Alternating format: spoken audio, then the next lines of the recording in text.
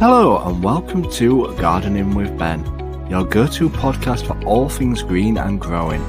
I'm Ben, your allotment guide, and here to help you cultivate your garden and your passion for plants.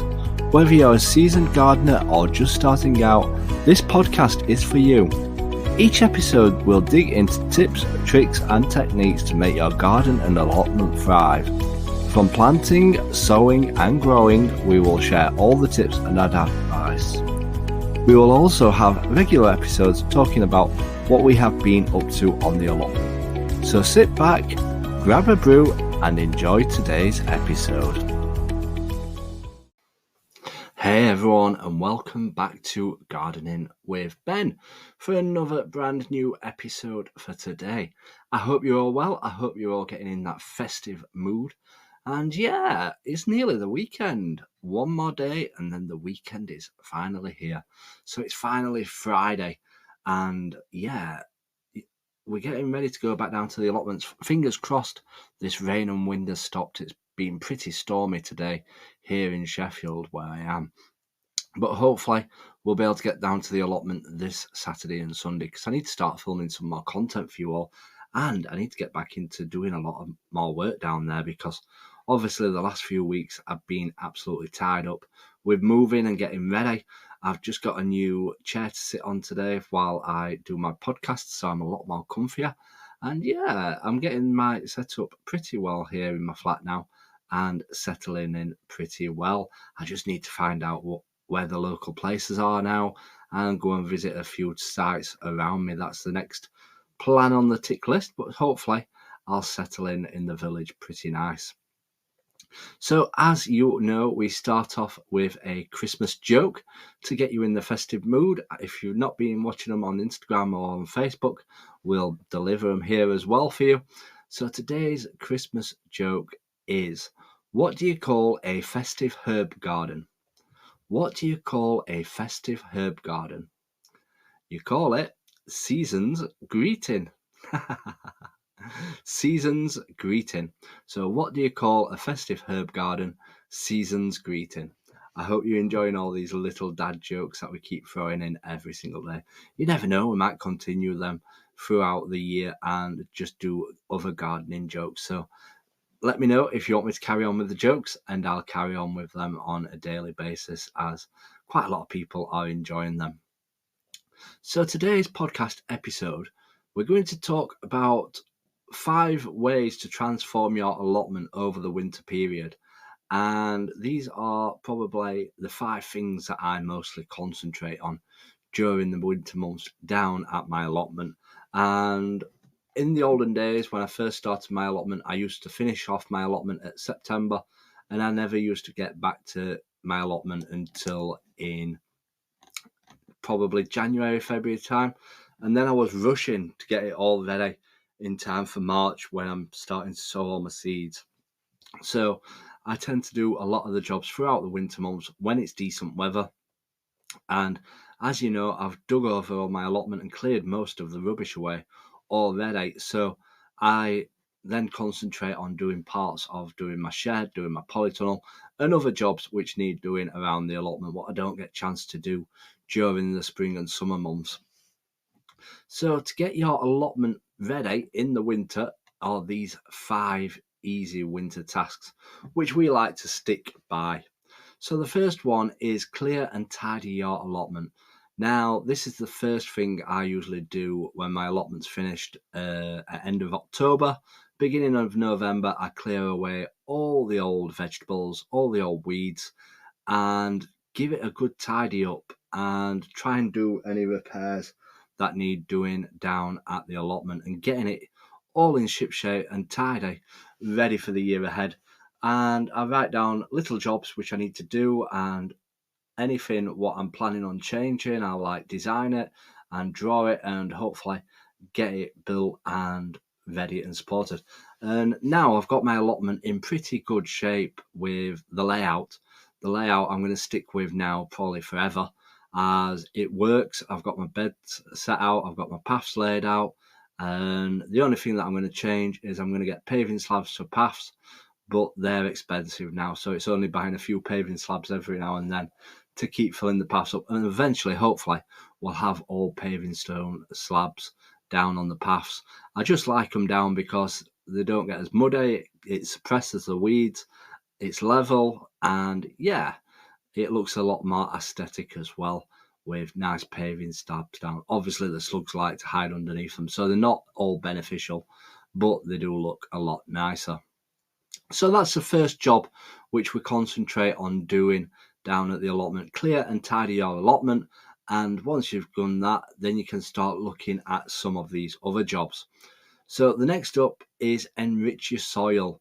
Winter is the ideal time for improving your soil, and that means either adding nutrients to the soil or growing green manure in your beds and then digging them in the springtime, as obviously during the summer months a lot of the nutrition has been used up with growing your vegetables, growing your flowers in, and yeah, you need to get that nutrition back into the soil. And one way obviously you can do that is by spreading a thick layer of well rotted manure down, covering it over, and then in the springtime dig it into the soil once it's rotted down even more, and hopefully that will improve the soil and get your produce growing absolutely fantastic with great results down at the allotment. Obviously, the more you look after the soil, the more the produce will look after you, and that is what you want, really. You want great produce coming from your allotment. So next up is plan your crop rotation. Now, some people don't do this, but it is a key factor in getting great vegetables. And it leads on from the other segment before enriching your soil, is that if you don't enrich your soil, you need to make sure that you've planted crops in a different place to the previous year. The reason being is that the crops will take out the nutrients from the soil which are needed for that plant. So if you plant the same plant in the same place, a lot of the nutrition has gone from the soil what that plant needs. So either enrich the soil and add manure back in, or move your vegetables around.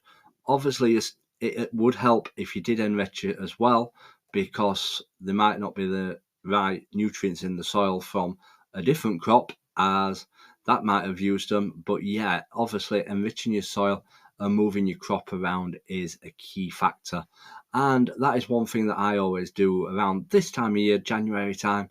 I draw a plan of my allotment and I plan where I'm going to plant stuff this year. And I make a list of everything that I want to try growing, whether it be the same things, whether it be new things, or whether it'll be trialing things I've never actually grown before. So planning your crop rotation is a key factor of getting a great crop from your allotment. And obviously check where there's sun and where there's shade as well, because different vegetables grow in different places. Next up is a job which isn't that fantastic to do, but it needs doing. Maintain your tools and structures. What it means by maintaining your tools, obviously clean them up and store them away for the winter if you're not going to be using them, and oil them up if you've got secateurs and different machinery tools. Make sure they're all nice and clean, ready for the year ahead. Maintaining your structures, that means looking after your sheds, after your polytunnels, after your greenhouses. And we've talked about this in previous episodes, is that obviously in the winter months I do a lot of work on my shed. I make sure all the polycarbonate's fastened down well. I do any repairs to my polytunnel by taping up any splits in it. And if you've got a greenhouse, make sure that all the clips are secure, that it's fastened down to the ground well, just in case we have some storms, which we have been getting a few recently. And it's a case of making sure it's all in good shape. And obviously you can do different setups in your shed, like possibly paint it to stop it from rotting, or whether it be putting new shelving up, or just tidying up your whole shed and making it last an extra year. Because if you don't do a bit of maintenance, you could end up with a disaster like I did, where one year half of my shed collapsed and I weren't able to grow in my shed for a year, as it was out of action. It was a mess. It was all falling down. Polycarbonate were falling off it, and it had all cracked and split. Wind had got in and blown half of it away. And yeah, last winter time I spent a lot of time rebuilding my shed and making it stronger and a better structure ready. So hopefully it'll last a few more years. But obviously I will keep an eye on it through the winter and do anything that needs repairing or replacing. And the last up is plant winter crops and perennials. So if you're thinking about growing winter crops, now is the perfect time to do it. Obviously, if you've got a polytunnel, you can grow stuff throughout the winter months in the polytunnel or in a warm cold frame or warm greenhouse. I did talk about what you could grow in previous episodes, so if you've not listened to that one, make sure you go back and listen to that one and find out what you can actually grow in the polytunnel and greenhouse at this time of year. I also talked about perennials and annuals, what you can grow, like sweet peas and geraniums at this time of year, starting them off. And obviously, if you're thinking about growing fruit down in your allotment or in the garden, now is the perfect time to be planting any fruit in the plot, because it is the perfect conditions. There's wet weather and the plants are dormant. They're concentrating on growing the roots. If you plant them in the summertime, it's worse off because they're concentrating on growing the fruit and the flowers. So you want to be planting any fruit in the winter months. And that's why you see the supermarkets full of fruit trees, fruit bushes, etc., because they know it's the perfect time to plant them now.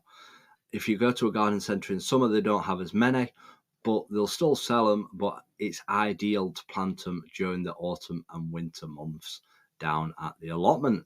So those are the 5 key tasks of what you should be doing down at the allotment or in the garden at this time of year. I hope you found it extremely useful.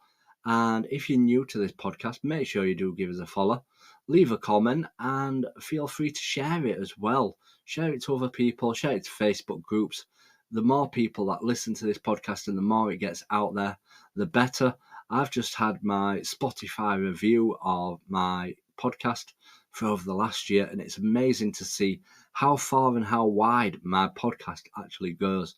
And it's not just the UK that's big listeners. There's big listeners in other countries as well.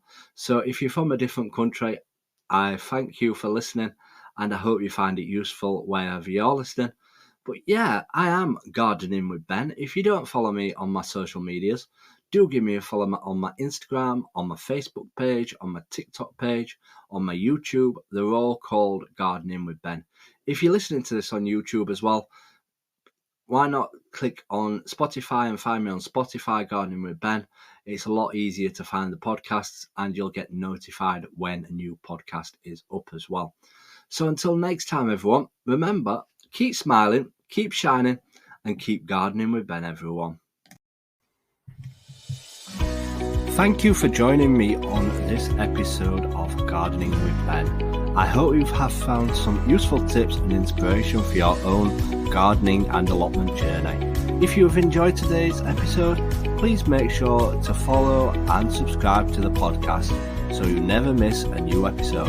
And if you have a moment, I'd love for you to leave a review and share the podcast with fellow gardening enthusiasts.